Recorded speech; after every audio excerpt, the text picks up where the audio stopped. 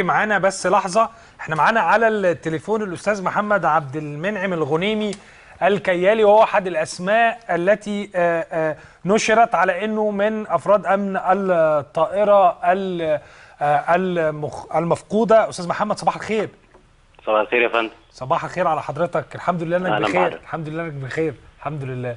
الحمد لله على كل حال. الحمد لله. طيب دلوقتي كده يبدو ان حضرتك ما كنتش على متن هذه الطائرة.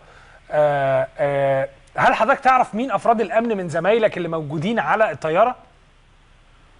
يا فندم، في محمود السيد وان شاء الله، وتقريبا احمد الديب، والثالث مش عارف الاسم الثالث.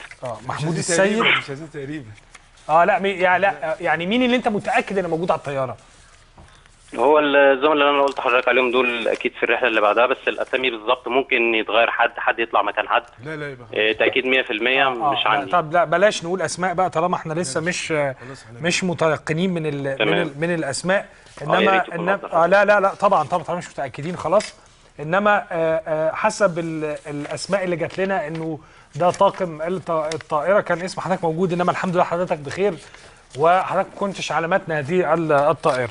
طيب انا بس استاذن حضرتك، طبعا الحمد لله على السلامه، وبس عندي سؤال او استفسار. يعني حضرتك كان المفروض تكون على هذه الطائره وحصل مثلا تبديل، ولا اسم حضرتك جه بالخطا؟ لا يا فندم، احنا الرحله قبلها بيوم.